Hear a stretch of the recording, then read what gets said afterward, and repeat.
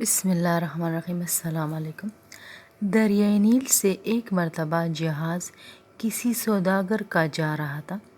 اس میں ایک آدمی روزانہ درود شریف پڑھنے کا عادی تھا۔ حسب عادت ایک روز درود شریف پڑھ رہا تھا، کیا دیکھتا ہے کہ ایک مچھلی دریا سے جہاز کے کنارے آئی۔ جب تک یہ درود شریف پڑھتا رہا وہ مچھلی بھی سنتی رہی۔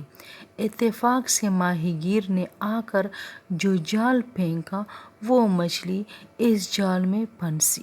شکاری نے وہ مچھلی پکڑی اور فروخت کے لیے لے گیا۔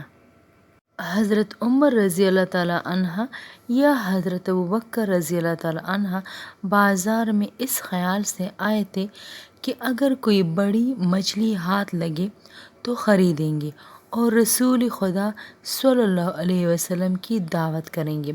بازار میں آ کر بڑی مچھلی دیکھ کر جو خریدی تو اتفاق سے وہی مچھلی آپ کے حصے میں آئی۔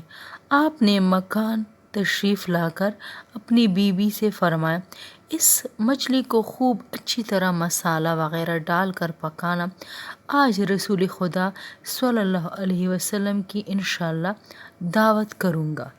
بی بی صاحبہ مچھلی کو آلائش سے پاک و صاف کر کے ہر چند کوشش کر کے مچھلی کو آگ میں پکانا چاہتی تھی، مگر پکنا تو درکنار، مچھلی کے نیچے آگ بھی نہیں جلتی تھی، بلکہ وہ جان فشانی سے آگ جلا کر مچھلی کو اس پر رکھ دیتی تو خود بخود آگ بجھ جاتی۔ آخر دونوں حیرت زدہ ہو کر رسول خدا صلی اللہ علیہ وسلم کو بلا لائے اور سارا قصہ بیان کیا۔